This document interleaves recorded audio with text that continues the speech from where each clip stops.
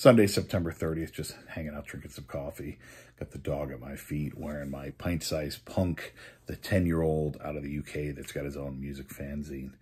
But one of the things that I did yesterday with my buddy TJ is he actually broke out a bunch of shirts from the annual pig roast that I used to throw called Macapalooza. Did it for 9 years. It was a blast. Ran its course and actually thought about bringing it back this summer because I turned 50. But it was a trip. Well, the way it worked is I'm more the execution guy. My buddy TJ is much more creative than I am. So he offered to do the T-shirts for it, do the design. He worked with T-shirt companies on a regular basis anyway, and so he worked with the printers to get them done. So he broke out all the T-shirts and walked through year by year what the thought process was, the designs that he came up with. Some of the stuff I didn't even know even after all these years.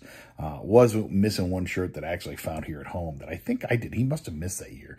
Neither one of us can really remember. It's kind of a while ago, and those parties were pretty intense. So, but enjoy taking a walk through this, kind of a behind the scenes of Macapalooza.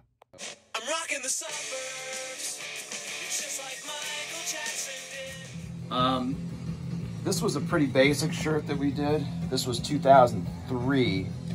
That's the original one, I think, wasn't it? Yeah, I think this was just a straight ahead OG. And yeah, that's exactly. Yeah, because I think, did I do this one? I think I did. Yeah, you might have done that one. Yeah. Just a straight ahead. It looks very Spartan. Like, I got to do this. I got to check this off my list, and I'm going to just make a Craig Macapalooza T-shirt.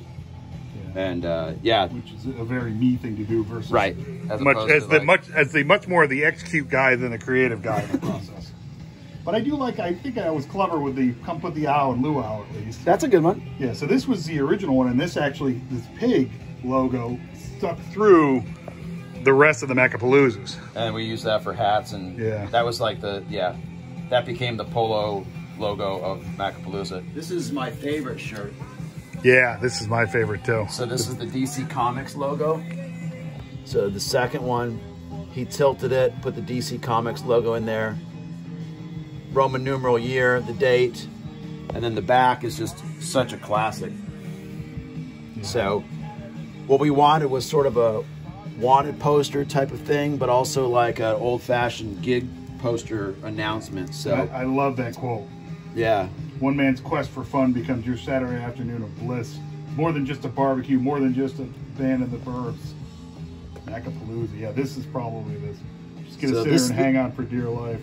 The fun will freak you out. Yeah, I think this is my favorite. So this, you know, has all the elements of like, it's got, you know, Quest for Fun is from National Lampoon's Vacation. Tell you something, this is no longer a vacation.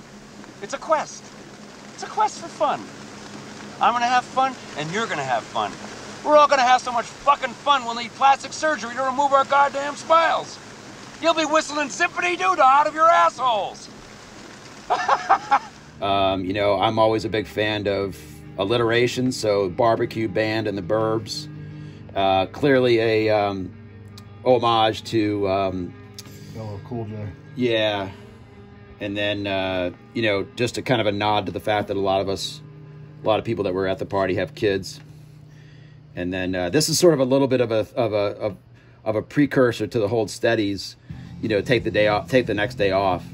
So, and then I don't know where I got the fun will freak you out. So, this is the Walmart logo.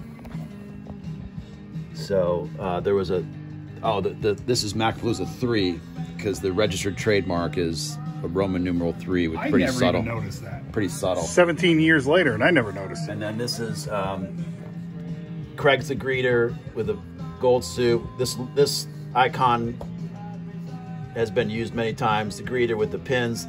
This is a Nirvana smiley face. This is the wife of Ricky Bobby from Talladega Nights. And then all the Walmart type of logos, Party Center. I said the gray one was my favorite, but I think this one is this is only for those of you that sort of have a sick sense of humor. So so we took the icon. So I guess 3 shirts at this point have had it. So this is Macapalooza 4. Back when I had hair. And IV being the quintessential Roman numeral for 4, but also intravenous. And so I took away the whatever Craig was holding in the original one, and I had him make an IV of alcohol going into his veins. So this is a little bit of an homage to the Blues Brothers. John Belushi and Dan Aykroyd with the Blues Brothers. So that was the back of this. And then this was just straight ahead. I took this from a gig poster. So it was the back of an old-fashioned snail mail postage. So what it was, who it was going to, where it was happening, which all fit into giving you the things that were for the party. The postmark is where it is again, the date, and then I had them put their... I used to work with a company called Graftex in Utica, or Ithaca, I think it was. There's the logo. That was another pig logo I found. That was really cool. Smoking a cigar, and then the return address has Jim the Pig Guy, Jonathan Newell Band, Jeff Strange, and of course the people that make the party. So this is the M from MTV without the T, because it was Macapalooza 5. It was the 5th installment, 2007. Basically, this is always going to be relatively the same. Jim the Pig Guy, Jonathan Newell. Number 6, so we got the 6-ball. Suburban Chaos was a little bit of a sort of editorial that I threw in there. And then this happens to be like a Utica, a classic, like either Miller. I think Miller, yeah. So this is sort of a calm homage to the beer. Again, Jonathan Newell Band, Penkowski, and then Jim the Pig Guy. So that's a pretty calm one. Nobody was hurt in the making of that shirt. So I would say that Macapalooza 6 was the one that was either over purchased in terms of shirts or under attended. Either way, we have extras. So there's 4 outside of the original that are in here. So where'd that hat go? Let's look at the hat too. Yeah. So this is I forget which year we did the hat. This is a good hat. This is Yeah.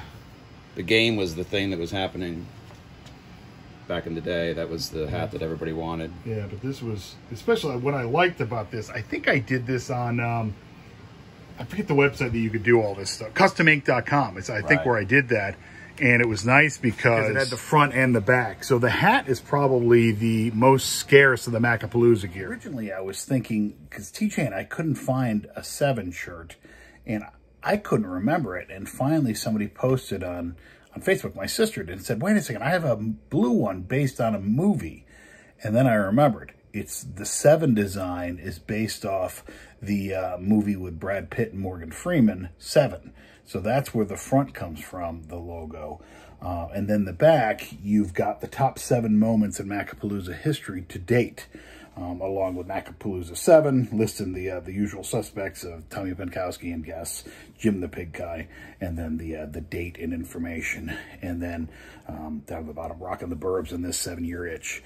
But if you go through the 7 items here to date, number 7, the shiny gold suit. Why is Mac wearing a gold jacket? Where that comes from, one of the parties had somebody from work show up, a young kid right out of college. Used to see him in a work mode, professional atmosphere.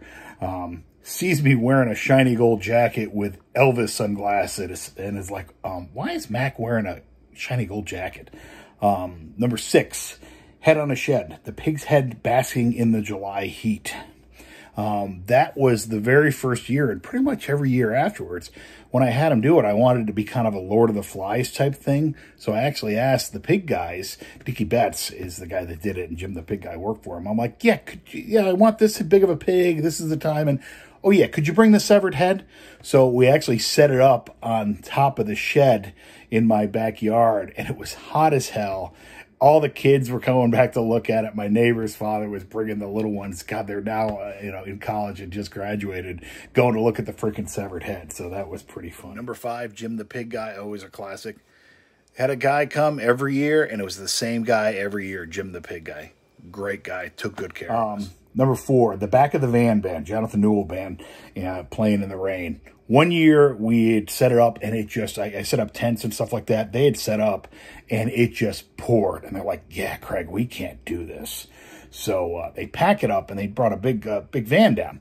So finally, Jonathan's like, fuck it, this is Macapalooza. We're going to make this work. So they emptied out the van, backed it up under the tent, and played out of the back of the van. And that's the back of the van band still gets mentioned today. How we didn't end up electrocuting anybody or damaging any of his equipment, God only knows. Number 3, ARG. Max roving ARG shots of beam complete with eye patch. So I'd carry around a handle of bourbon and randomly say, you got to do an ARG shot. So toss it back, say ARG like a pirate, and you'd get an eye patch. Number 2, drunk hot women. Does it need further explanation? We're leaving alone. And number 1, I know we're not monogamous, but Mac getting in trouble with affair or sex. We're not going to elaborate on that. But anyway, we found the number 7 shirt. So the one shirt that TJ didn't have, and I think it might have been because he didn't attend, neither one of us can really remember. It's been a while, but was number 8. And that was just the 8-ball theme, calling it the Ocho. You know, I think Dodgeball, the movie, had come out about that time. So pretty basic design. That may have been one that I did myself on Custom Ink again. Maybe TJ wasn't there. But at least now we've got a complete set. This was the 9th one. And of course, this was the last one. Yeah, Route 9, 2011. Obviously, local New York State relevance there. And then, so we went with a different colored shirt. Took the, Jim the Pig Guy didn't make this one. I don't know if we didn't do the Pig Guy. I can't remember, honestly. Established in 2003. And then, yeah, this must have been the 11th install or 9th year. So this was the last one I did because I didn't make it to 10. Yeah, so this is kind of the farewell tour. Sure. Hopefully you got a kick out of that and a bit of a walk down memory lane for those of you who actually attended. Maybe I'll bring it back next year since I couldn't do it for my 50th birthday this summer.